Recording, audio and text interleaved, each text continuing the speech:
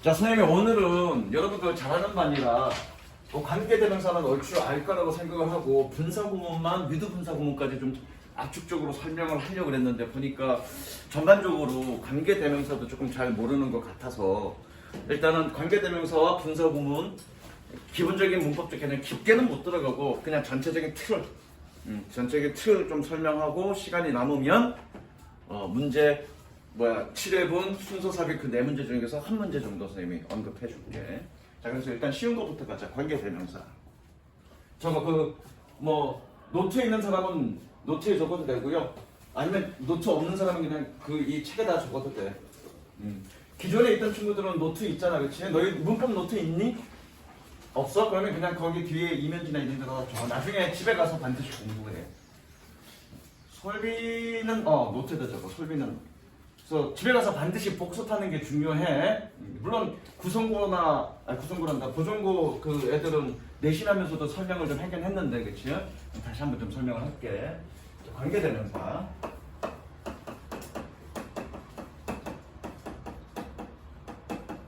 관계대명사 정의.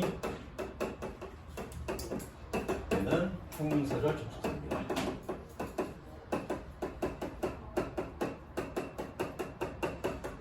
자, 일단 얘기가 좀 방대해질 것 같은데 형용사절 접속사라는 얘기를 얘기하다 보면 얘기가 방대해질 건데 여러분들이 문법이 어렵다고 느껴지는 이유는 뭐냐면 내가 늘 강조해서 얘기하지만 여러분들이 품사를 정확하게 알지 못하기 때문이야.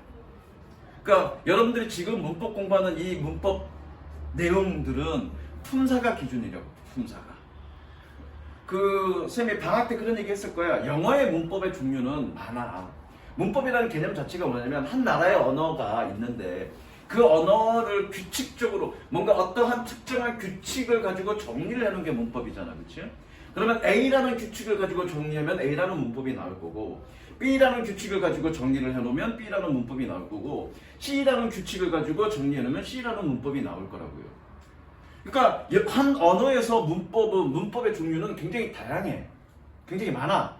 왜? 어떠한 규칙으로 이 언어를 분석할 거냐에 따라서 달라지는 거니까. 그런데 여러분들이 공부하는 그 문법은 품사라는 걸 기준으로 정리해 놓은 거야. 그러니까 여러분들이 공부하는 문법에서 가장 핵심은 뭐니? 품사라고요. 근데 품사부터 얘기하는 애들 너희들 뭐라고 생각하니? 고리타분하게 무슨 품사 얘기야. 별로 중요하지도 않은데 라고 생각한다고. 아니야. 여러분들이 문법을 오랫동안 중학교 때 또는 좀 일찍 시작하면 초등학교 때부터 시작했지만 그럼에도 불구하고 또 앞으로도 공부할 거지만 고3 때까지 공부할 거지만 계속적으로 여러분들은 문법은 어려워요 라고 얘기한다고. 그건 왜 그래? 품사를 명확하게 잡지 못하고 그냥 계속 내용만 공부하니까 문법이 어렵게 느껴지는 거예요. 그래서 품사가 굉장히 중요한데 관계대명사라는 명칭은 품사의 명칭이 아닙니다. 원래 관계대명사의 정상적인 명칭은 뭐다? 형용사절, 접속사다. 얘는 정치는 접속사야. 접속사라는 놈이 뭐니? 문장과 문장을 연결하는 거지, 얘는. 생각을 해봐. 이게 당연해. 여러분들이 중학교 2학년 때 배웠다고요. 처음에 관계대명사 배울 때 뭐라고요? 두 문장을 관계대명사를 이용해서 연결하시오라고 배우잖아. 그치? 그러면 두 문장을 연결하는 게 관계대명사니까 걔는 뭐니? 접속사야, 당연히. 근데 그런 개념도 모르고 그렇게 공부한다고요. 그냥 방법만 연결하는 방법만 공부한다고. 그러니까 뭔가 남는 게 없는 거야. 그래서 관계대명사는 접속사라는 사실이 되게 중요한데 그런데 얘는 무슨 절 접속사냐면 형용사절 접속사야. 그럼 형용사절 접속사라는 얘기는 뭐냐면 얘는 일단 기본적으로 접속사야. 접속사인데 이런 거죠. 이제 접속사는 선생님 세모로 표시하잖아, 그렇지? 얘는 접속사인데 두 개의 문장을 연결할 거야. 그럼 이 뒤에 있는 문장을 연결하잖아, 이 접속사가, 그렇지? 근데 이 뒤에 있는 문장을 어떤 절로 만들어줘? 형용사 절로 만들어줘. 이 형용사 절로 만들어주는 접속사를 우리는 형용사절 접속사라고 얘기해. 이해되셨죠? 그러면 여기서 이제 하나 더 알아야지. 형용사가 하는 역할이 뭐니? 얘는 명사수식이죠.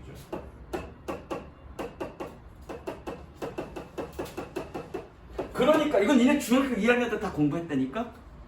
그럼 중학교 2학년 때 처음에 관계대명사 공부할 때 여러분들 어떻게 공부하니?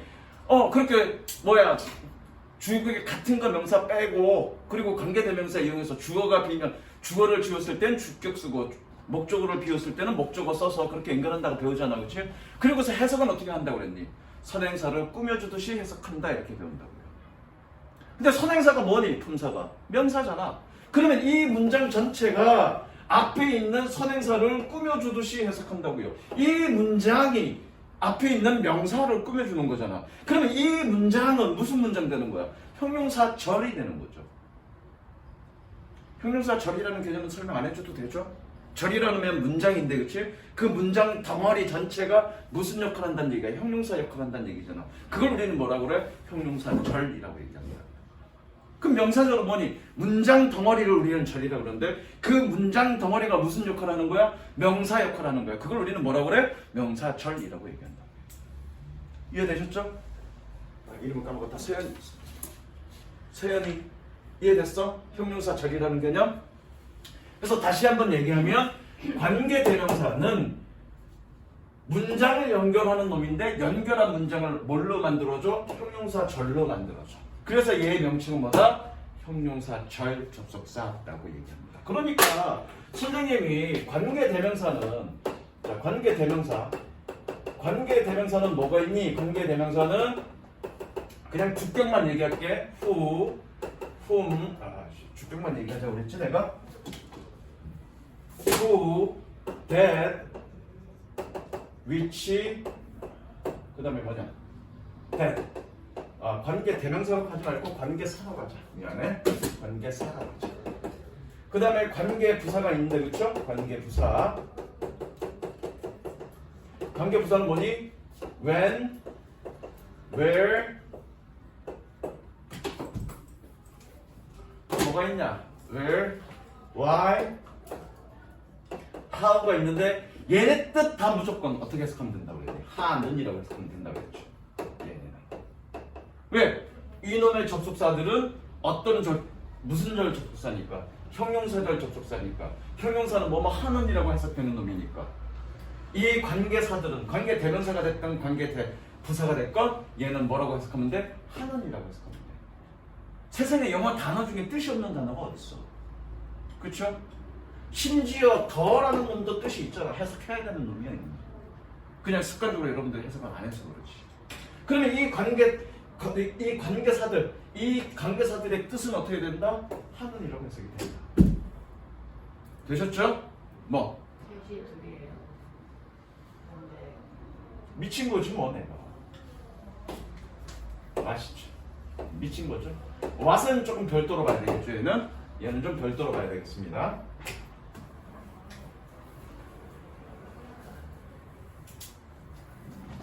자, 그래서 얘는 얘는 형용사를 접속사인데 왜 우리가 관계사라고 얘기하느냐? 그래서 내가 뭐라 그랬는데 이거 설명할 때 이건 그냥 내가 지어낸 얘기야. 내가 지어낸 얘기인 거지. 학자들이 그래서 관계사라고 한 말은 없어, 그렇죠? 내가 곰곰이 생각해 보니까 얘는 원래는 형용사절 접속사인데 관계사라고 이름을 지어줬어. 왜 관계사라고 이름을 지었는지 곰곰이 생각해 보니까 얘는 선행사와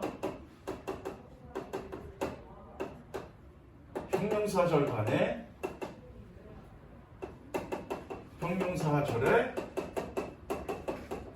관계를 설명하고 있다고요. 관계를 설명하는 것 같아.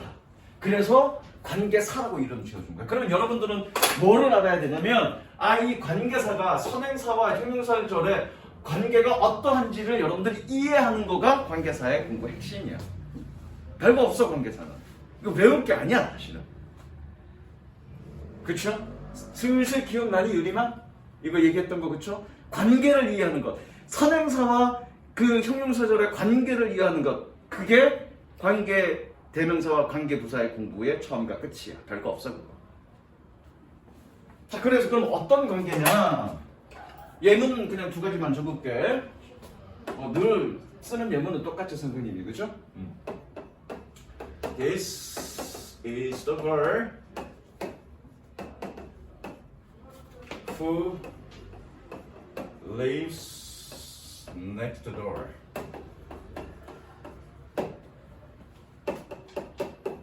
This is the girl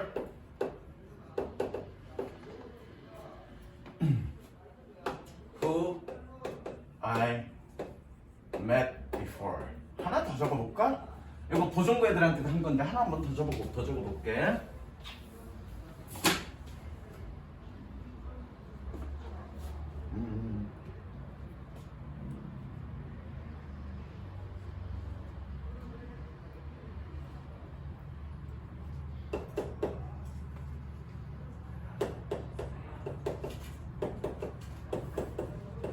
This is the person who I wanted to be. 세 문장 적을게. 작품 적었냐? 씨발아, 너 언제 적으려고? 적을 시간 안 줘. 어? 뭐라고? 얘는 적어 있냐? 얘 문법은 예문을 통해서 공부하는 거야. 예문을 통해서. 자, 그러면 모양은 다 똑같다, 그렇죠? 모양은 다 똑같습니다. 모양은. 자, 원준아, 얘 무슨 격? 왜 주격이니? 주어가 없으니까, 그렇죠? 주어가 빠졌습니다. 이 주어 빠진 주어가 누구니? 덕걸이죠, 그죠? 덕걸. 자, 누구지? 은지야. 얘는 무슨 격이니? 주격과 목적격 중에 무슨 격? 응? 목적격. 왜 목적격? 목적어가 빠졌으니까. 자, 얘가 모양은 똑같아, 그치요? 잠깐만 여기 보자. 모양은 똑같지만 얘는 주격이고 얘는 목적격이야. 왜 주격이고 목적격이야? 그러니까 왜 격이 달라? 이 격은 뒤에 빠져있는 놈의 격이야. 생각해봐. 예문 안 적을 테니까 초등학교 2학년 때 공부했던 걸 생각해보면 두 문장을 관계대명사로 연결할 때 주어를 지우고 무슨 격 쓰는 거니? 주격 쓰는 거고, 그렇죠? 목적어를 지우고 무슨 격 써야 되니? 목적격 써야 되지? 그러면 주격이면 주어가 지워졌을 거고 목적격이면 목적어가 지워졌을 거야, 그렇지? 그러면 주격이나 목적격이라면 뒤에 어떤 놈이 빠져있냐를 봐야 되겠죠. 이해됐니? 서연아, 이해됐어? 주격과 목적격 이해됐어? 여러분들은 아마 다른 학원에서 또는 다른 선생님들한테서 잠깐만 불펜 내려놔봐. 다른 선생님이나 다른 학원에서 이렇게 배웠을 거야. 야, 관계대명사 뒤에 동사 나오면 주격, 관계대명사 다음에 주어 동사 나오면 목적격 외워. 이렇게 얘기하실 거라고. 그거 아니야. 틀린 얘기야. 무슨 얘기인지 알겠어? 반드시 틀린 얘기입니다. 도치될 수도 있잖아. 도치될 수도 있습니다. 이거는 뒤에서 주어 동사 도치될 수도 있습니다. 특정 상황에서. 그럼 도치됐을 때 동사가 바로 나오는데 그러면 얘는 주격이야? 아니라. 무슨 이해됐니? 반드시 뒤에 뭐가 빠져있냐를 보는 겁니다. 그러면 은지야, 목적어가 빠졌대. 빠진 목적어 누구니? 목적어 누구야? 덕걸. 재밌는 사실이네. 여기 원래 주어가 누구였어? 얘였단 얘기네, 그치? 근데 이놈이 빠졌다는 걸 얘가 보여주고 있는 거죠? 관계대명사가. 얘도 뭐니? 뒤에 이놈이, 이 선행사가 뒤에 뭐였어? 목적어였는데, 그치? 이놈이 뒤에서 빠져있다는 걸 얘가 설명하는 주는 거네. 즉, 관계대명사는 관계대명사뿐만 아니라 관계사는 뒤에 빠져있음을 보여줍니다. 그러면 관계대명사는 뭐가 빠져있다는 걸 보여주는 거니? 명사가 빠져있다는 걸 보여주는 거고요. 관계부사는 뭐가 빠져있다는 걸 보여주는 거니? 부사가 빠져있다는 걸 보여주는 거야. 관계사는 반드시 뭔가를 빼고 연결하는 겁니다. 그냥 연결하는 것이 아니라 and나 but나 or와 이런 접속사들은 그냥 문장과 문장 사이에 그 접속사 넣어서 연결하면 되잖아, 그렇죠? 근데 관계사는 반드시 뒤에 거를 뭔가를 빼고 연결하는데 그 빼는 놈이 관계대명사는 명사를 빼는 거고요. 관계부사는 부사를 빼는 겁니다. 무슨 이해됐어? 반드시 빼야 돼.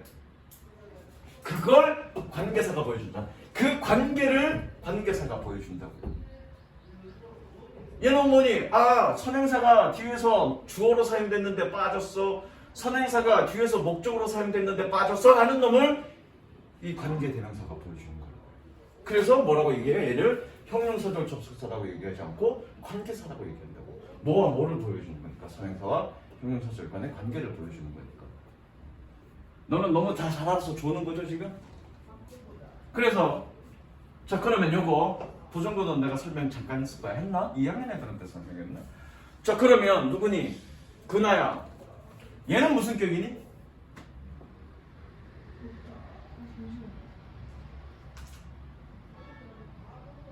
이거는 고등학교 교과 내의 문법은 아닙니다. 근데 있죠. 있는 거죠. 무슨 격입니까 얘는?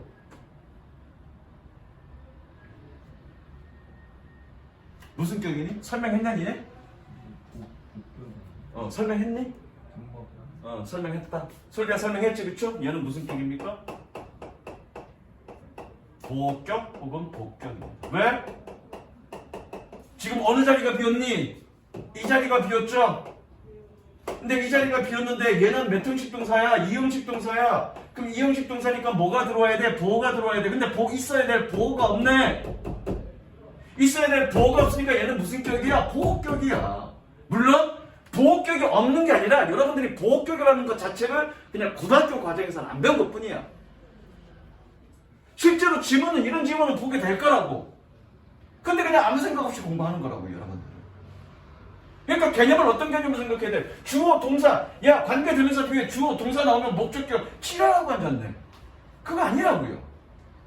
뒤에 어떤 놈이 빠졌냐를 보셔야 되는 거예요. 그 빠진 놈의 역할을 내가 하는 거라고요. 무슨 이해되셨습니까? 그럼 얘 빠진 보호가 빠졌고요. 보호가 빠졌고, 그럼 빠진 보호가 누구니? 당연히 더 거리죠. 더 person이죠. 앞에 있는 선행사라는 거죠. 다시 한번 얘기하자면 관계사는 앞에 있는 이 선행사가 뒤에서 어떤 역할을 했는데 빠졌다라는 걸 보여주는 겁니다. 이해되셨죠? 자, 그런데 기다려보세요. 자, 생략 가능, 관계대명사 생략 가능하죠? 목적격은 생략 가능하죠. 생략 가능이야. 그럼 남는, 잠깐만 적을 시간 줄게. 남는 구조는 뭐니? 남는 구조는 명사, 동사 구조네. 그렇죠? 그래서 명명동 구조는 끊어서 꾸며주듯이 해석하라고 그랬습니다. 그렇죠? 그 다음에 여기도 볼까? 얘도 생략 가능합니다. 왜? 구조가 어떤 구조니까? 명사, 동사 구조인 경우에는 생략될 수 있습니다. 심지어 주격인 경우에도 생략될 수 있습니다. 단 구조가 어떤 구조면? 명사, 동사 구조면 주격조차도 생략 가능합니다. 이건 물론 고등학교 필수 문법 과정 내용은 아닙니다. 나중에 여러분들이 대학교 올라가면 그런 거 배울 건데, 녹화되고 있지?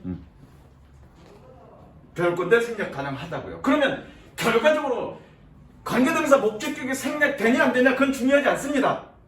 생략되고 난 이후에 구조가 어떻게 되느냐. 구조가 무슨 구조? 명사, 동사 구조. 그래서 내가 뭐라고 그러니 독해할 때 명명동 구조는 끊어서 꾸며주듯이 해석하라고 얘기하는 이유가 그래서 그렇죠. 심지어 관계부사도 생략 가능합니다. 그럼 관계부사도 생략 가능하니까 어떻게 되겠니? 남는 구조는 앞에 선행사 명사, 뒤에 주어 명사, 그 다음 동사 명사만 남는 거죠. 그래서 뭐라고 그러니 나는 명명동 구조라고 얘기를 하죠. 물론 100%가 그런 건 아닐 수도 있어. 아닐 때도 있지만 명명동 구조지만 목적격 대시 생략되는 경우도 있기 때문에 아닌 경우도 있지만 여러분들이 고등학교에서 보는 대부분의 명명동 구조는 이렇게 꾸며주듯이 해석하면 되죠. 정리하세요. 적으세요.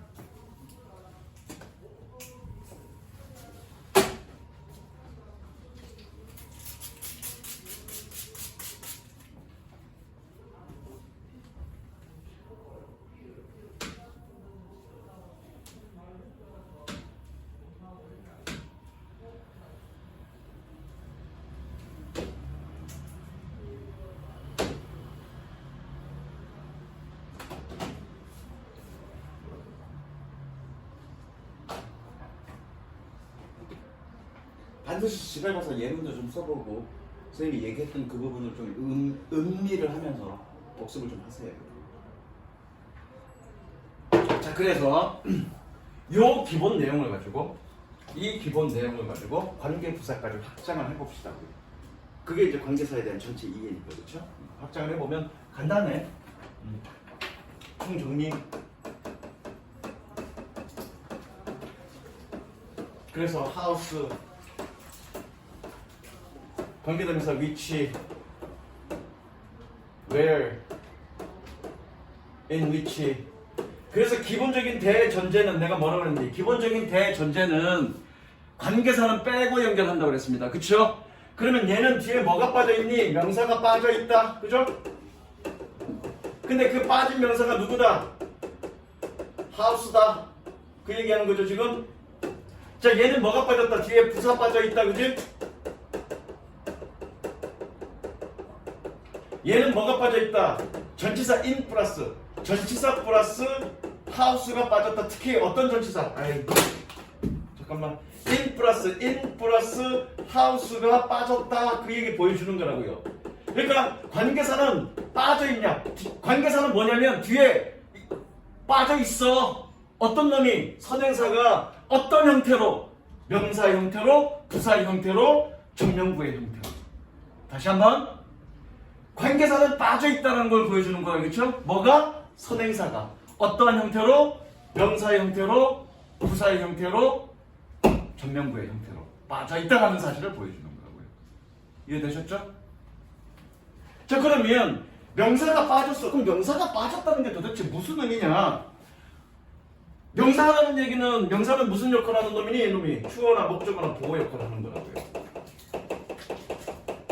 즉 주어나 목적어나 보호 중에 하나가 빠졌다라는 걸 설명하는 거고, 주어나 목적어나 보호가 하나가 빠졌으니까 해석이 안 될 거라고. 그래서 얘를 우리는 뭐라고 그래? 불완전 구조라고 얘기한다고요.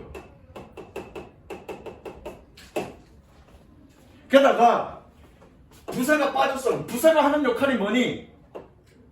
뭐니 부사가 하는 역할? 설비야. 부사요? 응. 이거죠? 아, 병신. 네. 부사가 하는 역할은 뭐다?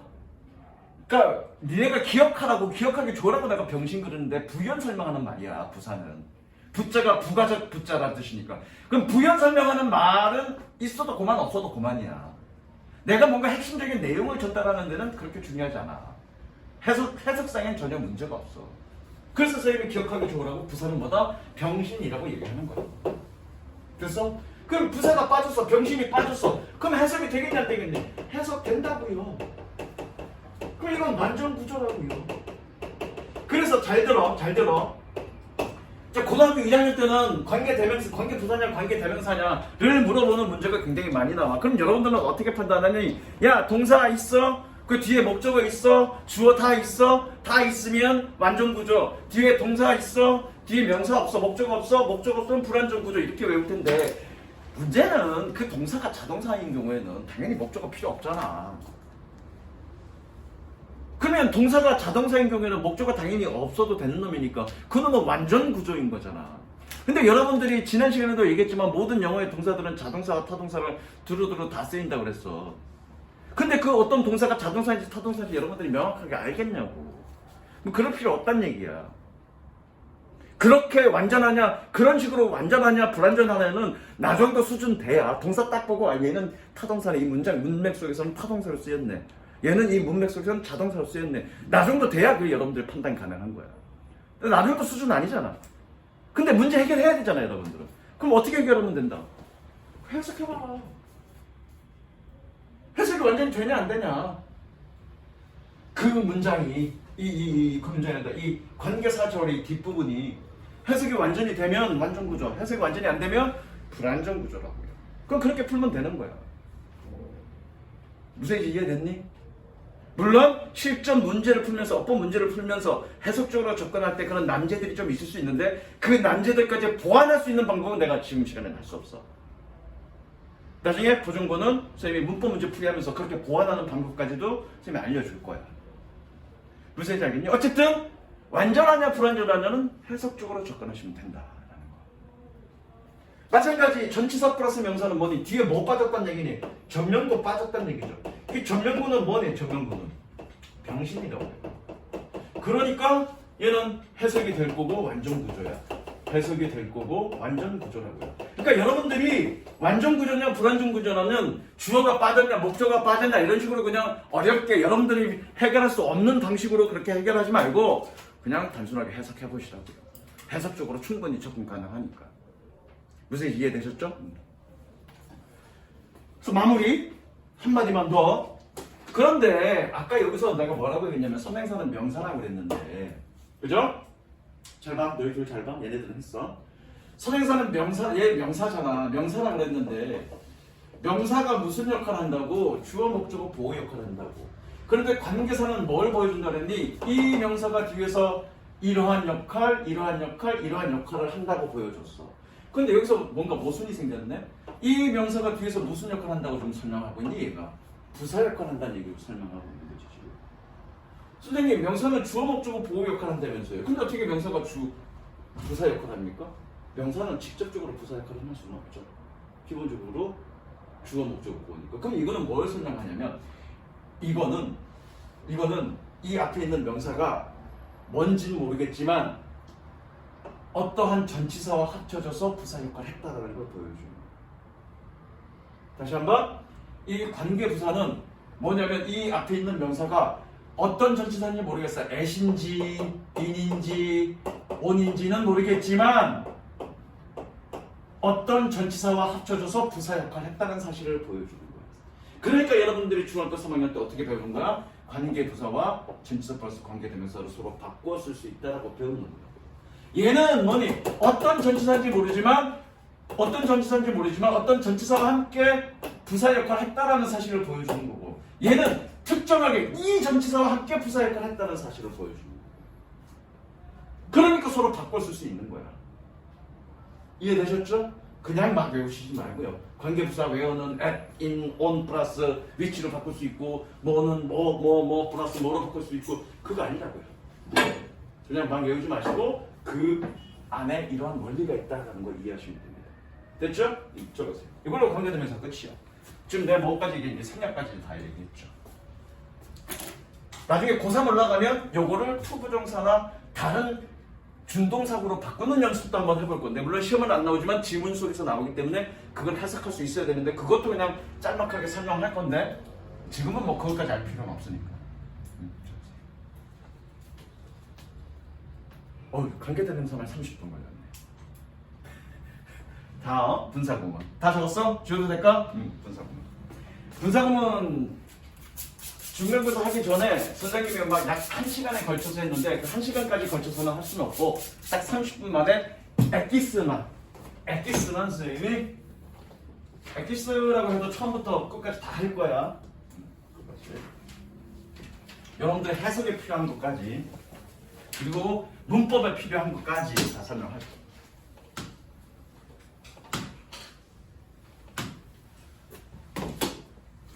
자, 분사구문.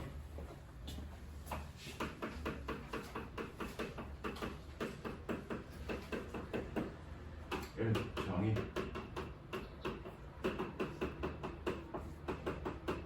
부사절을 분사를 이용하여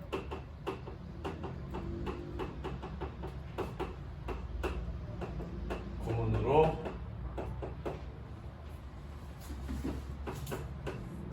줄인 것.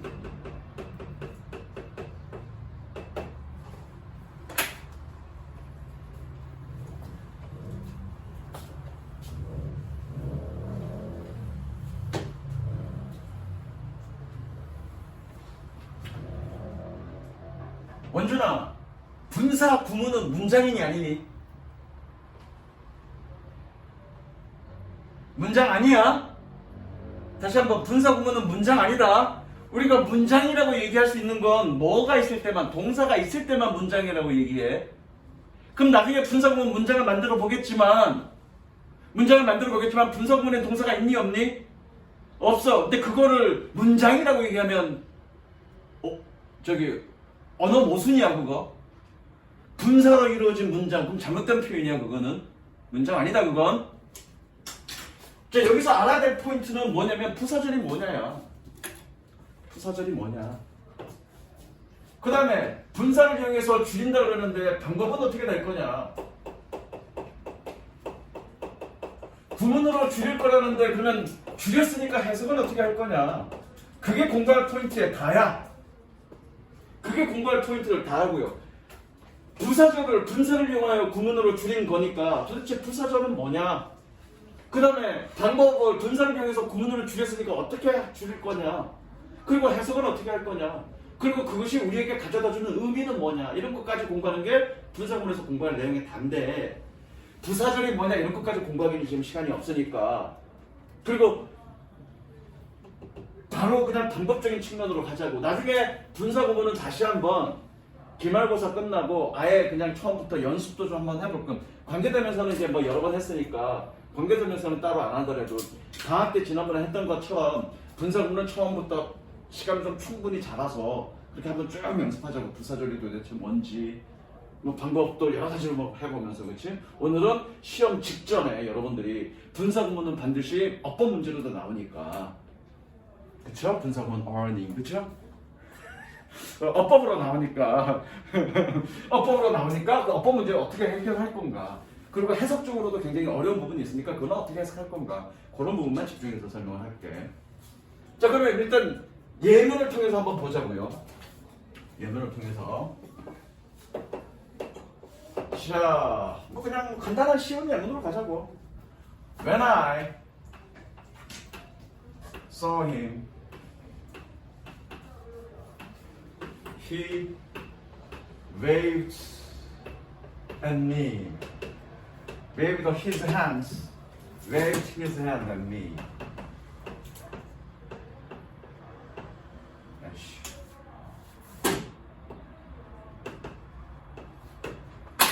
내가 그를 보았을 때, 잠깐 미안해 이거 쏘리, 바꿨어야 된다. He saw me. 그가 나를 보았을 때.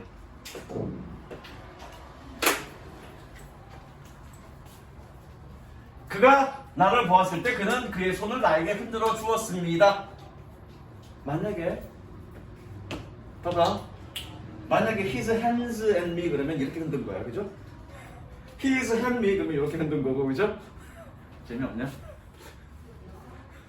자, 분사구문 어떻게 만드니? 분사구문 어떻게 만드니? 접속사 지워주고요, 그쵸? 주어가 같으면 주어주고요, 그쵸? 시제가 같으면 ing 쓰면 되죠, 그냥? Seeing me. He waved his hand at me. 되셨죠? 자, 그러면 여기서 중요한 거, 분사구문은 이제 의미상의 주어를, 얘가 능동이냐 수동이냐는 의미상의 주어를 판단해야 돼. 그럼 의미상의 주어를 어이씨, 어디 갔어? 노란 볼펜, 노란 분필. 은지야, 얘 주어 누구니? 누가 날 봤니? 누가 봤니? 날 누가 봤니? 의미상의 주어는 누구다? he.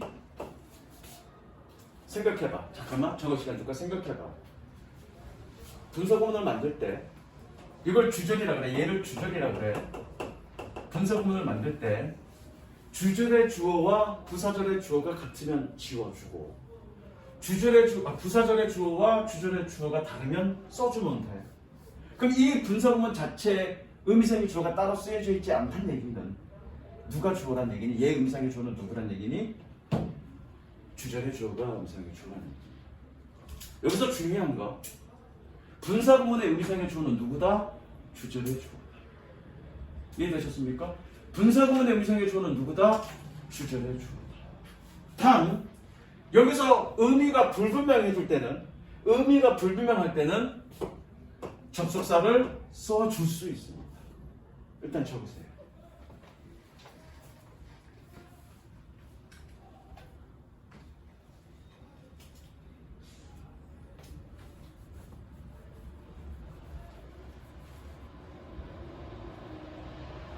자, 그럼 여기서 중요한 게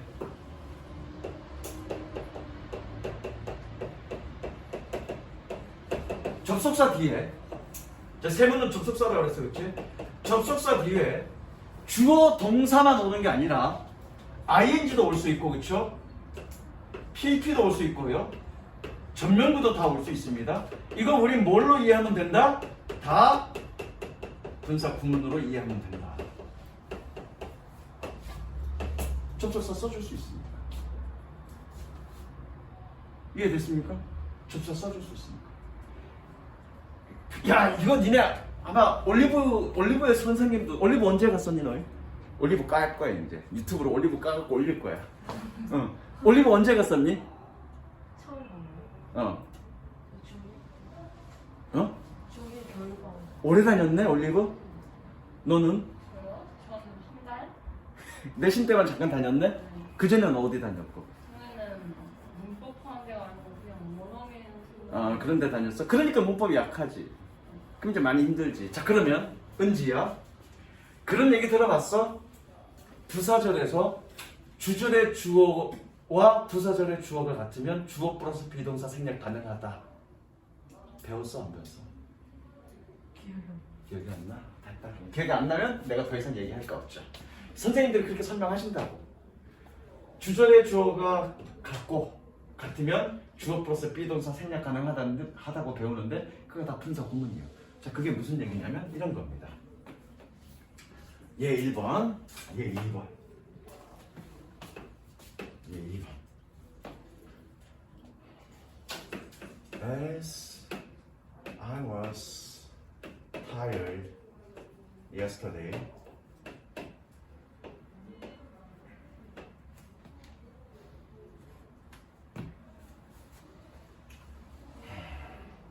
I went to bed earlier. 자, 내가 어제 피곤했기 때문에 나는 일찍 잠자러 갔습니다. 어제. 적었지요? 그럼 분사문을 만들 때 어떻게 만드니? 얘를 분사문을 만드는데 접속사 지워주고 그쵸? 주어 같으니까 지워주죠? 그럼 어떻게 됩니까? 되는 건 being tired yesterday I went to 이거 여러분도 물결 표시하세요. I went to bed earlier 이렇게 쓸 수 있죠. 원칙대로인데 그렇죠? 그런데 being은 생략 가능합니다. being은 비동사는 생략 가능하고요. 여기다가 접속사를 써줄 수 있다고 배웠죠 우리가 그렇죠? as 써줄 수 있다고 배웠어. 그러면 남는 결과는 어떻게 되니? as tired yesterday 이렇게 되겠네. 이렇게 된다고요. 얘 뭐다? 접속사 뒤에 pp 나왔다. 얘 뭐다? 그냥 우리는 분사 구문으로 이해하면 된다. 어렵게 생각할 거 없다. 그냥 분사 구문이다 얘는. 이해되시죠? 그냥 분사 구문이다. 그런데 선생님들이 어떻게 가르치냐면 선생님들이 부사절에서 주절의 주어가 같으면 주어 플러스 비동사 생략 가능하다 이렇게 배운다고요. 에이 뭔 대소리야. 그럼 이런 것도 if possible 가능하다면 possible 형용사죠. 이건 적지만 if possible 접속사고 형용사죠. 가능하다면 내가 I will pick you up pick you up I will pick you up 적지만 얘는 pick up at the airport 가능하다면 내가 공항으로 너를 마중에 나갈게 너를 픽업하러 갈게 이런 표현이죠. 그러면 이거 I am possible이요? 뭔 지랄이야. 아니야. It is possible이죠. 다른데 왜 생략됐어? 그럼 이건 어떻게 설명할 건데? 뭐 나중에 이건 이거 여러분들 중학교 때 고등학교 때는 알 필요 없고요. 얘도 분사구문이죠. if possible. 그냥 분사구문으로 이해하시면 됩니다. 주어가 다른데 왜 생략됐습니까? 한마디만 하면 얘는 일반 상황을 나타내는 가주어입니다. 그래서 일반 상황을 나타내는 가주어는 역시 생략 가능하고요. 그렇게 일반 가주어인데 생략된 경우가 여러분들이 배우는 나중에 배우게 될 독립분사 구문, 비인칭 독립분사 구문이라고 해서 수거처럼 사용하는 표현들입니다. 그런 표현들이. 되셨죠? 그래서 이런 식으로 공식처럼 외우지 마세요. 문법은 공식처럼 외우는 게 아닙니다. 됐지? 자 그러면 해석은 어떻게 할 거냐? 해석은 그냥 여러분 꼴리는 대로 하세요.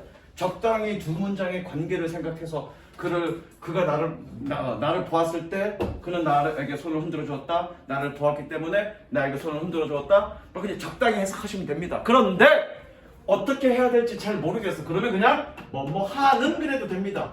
나를 바라본 그는 나에게 손을 흔들어 주었습니다. 그러면 된다고요. 오케이? 그러니까 어차피 접속사가 생략됐으니까 그 생략된 접속사는 여러분들이 그냥 꼴리는 대로 느낌 가는 대로 해석해도 돼. 근데 느낌이 잘 안 와. 어떻게 해석해야 될지 잘 모르겠어. 그러면 하나는 그러면 된다. 이해되셨죠? 하나는 그러면 된다. 이것도 볼까요? 어제 피곤했던 나는 일찍 잠잘 갔었어. 되잖아. 어제 피곤했던 나는 수업 시간에 지금 자고 있어. 그럼 된다고요. 됐죠? 자, 여기서 이제 문법상에서 중요한 건 뭐냐면, 문법상에서 중요한 건 분사 구문의 의미상의 주어는 누구다? 주절의 주어다. 자, 같이 한번 따라합니다. 분사 구문의 의미상의 주어는, 같이 따라합니다. 분사 구문의 의미상의 주어는 주절의 주어다. 한 번만 더 할게. 분사 구문의 의미상의 주어는 주절의 주어다. 되셨죠? 자, 그래서 어법 문제 이제 이런 식으로 나온다고요. 어법 문제, 실전 어법 문제에서.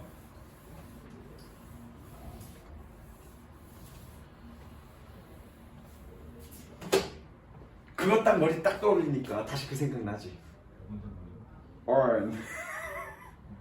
그죠? 그 방학 때 했었죠, 내가?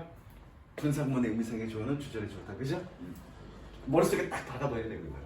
자, 근데 이런 문제가 나온다고요. 보자. Sing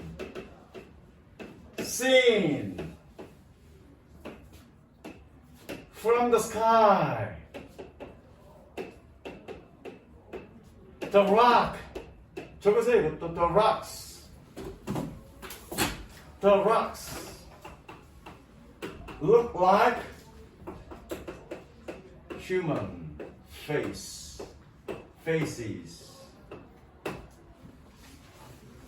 그냥 내가 간단한 내용을 적은 거야.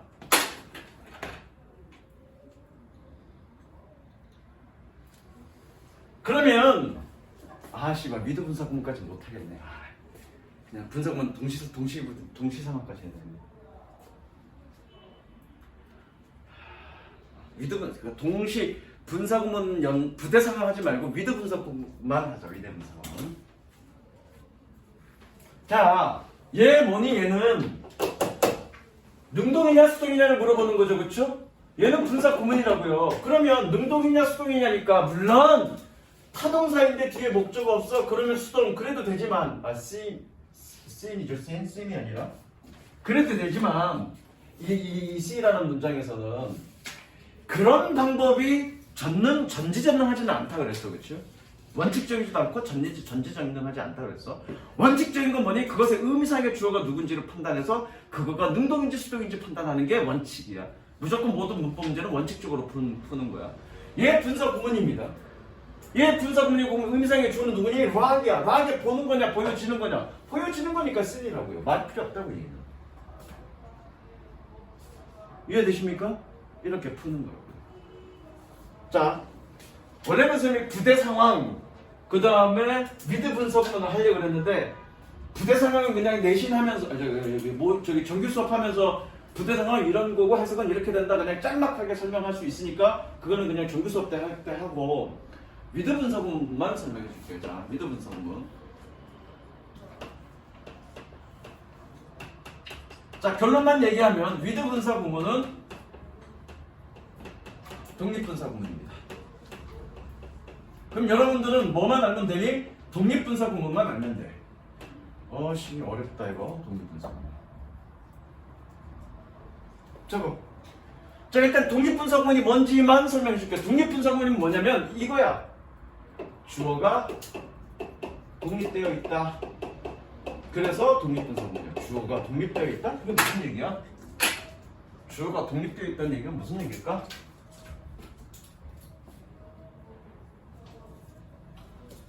무슨 얘기죠? If Jane is away from me,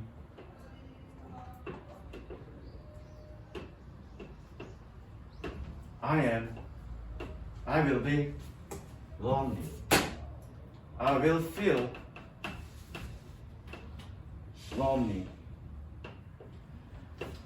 진이 나를 떠나면 나는 외로움을 느낄 거야. 되셨죠? 지인이 나를 떠나면 외로움은 어떨 거야? 마찬가지 얘 분사구문으로 바꿀 수 있습니다. 얘를 분사구문으로 바꾸면 일단 접속사 지워주겠습니다. 접속사 지워주고요. 주어 다르죠? 주어 다르면 그냥 써주면 돼. 써주면 됩니다. Jane being away from me, I will. 나머지 여러분들 블라블라 써주면 됩니다. 써줬죠? 자, 은지야. 아까도 내가 물어봤으니까 얘 의미상의 주어가 누구니? 의미상의 주어? 아까 뭐라 그랬냐? 분사구문의 앞에 아무것도 없을 때는 의미상의 주어가 누구다? 주절의 주어다. 그쵸? 분사구문 앞에 뭔가 명사 써져 있네?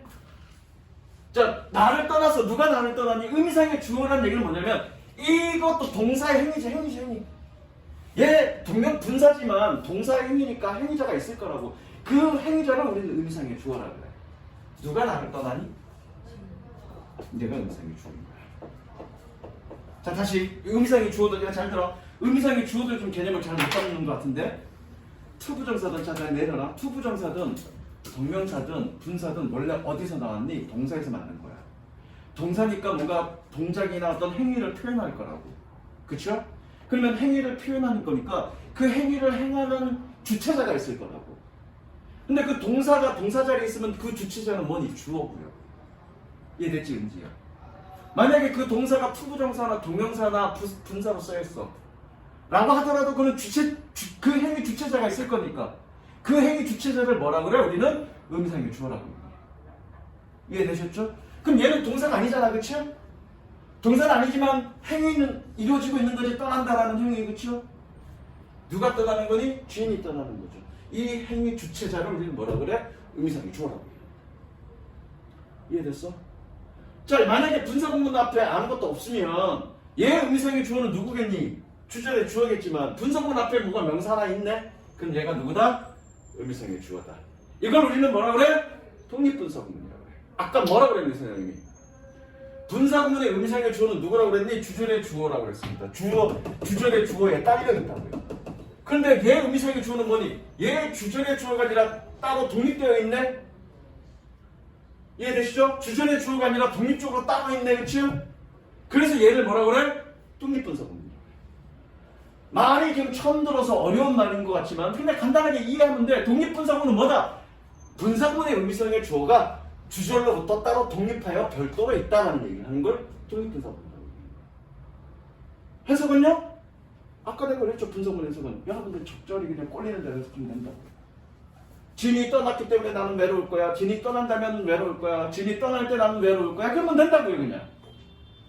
이해되셨죠? 그런데 위드 분사구문은 뭐냐면 혼동하기 쉬우니까 여기다가 위드를 적어준 것 뿐이야. 아무 의미 없어. 여러분들 중3 때 어떻게 배우니? 중3 때 위드 분사구문은 위드 플러스 명사 플러스 ing나 pp 그래놓고 뭐뭐가 뭐뭐 하는 채로라고 배우죠. 야, 그럼 위드 분사구문은 뭐뭐가 뭐뭐 하는 채로만 밖에 해석이 안 되니? 그렇게 공부해서는 고3 올라가서 수능 특강 해석 하나도 안 돼. 위드 분사구문 해석 하나도 안 돼. 그렇게 알고 있어요.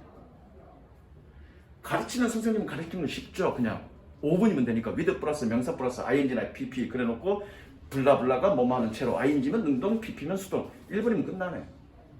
근데 그렇게 공부해서는 여러분들이 학년 올라갈수록 위드 분사, 이게 위드 분사 구문인지조차도 모르고 설사 위드 분사라는 사실을 알았다 하더라도 해석이 안 돼. 그런 식으로 공부. 사실은 오늘 장황하게 설명한 이유는 두 가지 포인트를 얘기하기 위해서 그렇게 얘기를 한 거예요. 첫 번째, 분사구문의 의미상의 주어는 누구다? 주절의 주어다. 그리고 주어가 다르면 써주면 되는데 이걸 우리는 뭐라고 그런다? 독립분사 구문이라고 얘기한다. 결과적으로 위드 분사구문은 뭐다? 독립분사 구문이다. 그러니까 이 위드 분사 구문만 알면 여러분들 사실은 위드 분사 구문이 분사 구문의 최종 보스야. 위드 분사 구문만 정확하게 알면 여러분들은 분사 구문 다 아는 거야. 그래서 다음 시간에 다음에 선생님이 정규 수업할 때 얘들아 위드 분사구문 뭐니? 그러면 여러분들 뭐라고 대답하면 돼? 독립분사구문이요 라고 대답하면 끝. 왜? 독립분사구문이라고 얘기하는 그 말 속에서 이미 모든 게 다 얘기가 되는 겁니다. 주어가 다른 분사구문이다라는 얘기가 이미 다 돼버립니다. 서현이가 남자친구 있지, 그치? 이름이 철인데 키 크고 잘생기고 공부 잘해, 그치? 근데 눈이 여기 가운데 하나 있어, 그치? 성격도 좋은데 서현아, 그죠? 근데 그 아이를 철수라고 그러면 우리 그냥 이해되잖아. 키 크고 공부 잘하고 성격 좋지만 눈이 여기 가운데 하나 있는 애. 근데 그 아이를 설명할 때 키 크고 공부 잘하고 성격 좋고 부자이지만 눈이 하나 있는 애라고 매번 할 때마다 설명하면 힘들지. 문법 공부 마찬가지로. 명칭에 대한 정확한 이해가 되면 거기에 딸린 모든 내용들이 그냥 수르륵 따라가는 거죠. 근데 여러분들은 어떻게 공부하니? 명칭은 제대로 공부하지 않고 그냥 내용만 공부한다. 그러니까 내용을 전체적으로 다 외우려고 그러니까 어렵고 양이 많다라고 생각하는 거 아니야. 명칭에 대한 정확한 이해. 그리고 여러분들이 머릿속에 뭐만 갖고 있는데 그 명칭만 딱딱딱 갖고 있으면 외워줄 건 쉬워지는 거죠. 그래서 다시 한번 두 가지 포인트. 분사구문의 의미상의 주어는 누구다? 주절의 주어다. 그쵸? 그 다음에 위드 분사구문은 독립분사구문이다. 그걸로 끝. 이해되셨죠? 여기까지.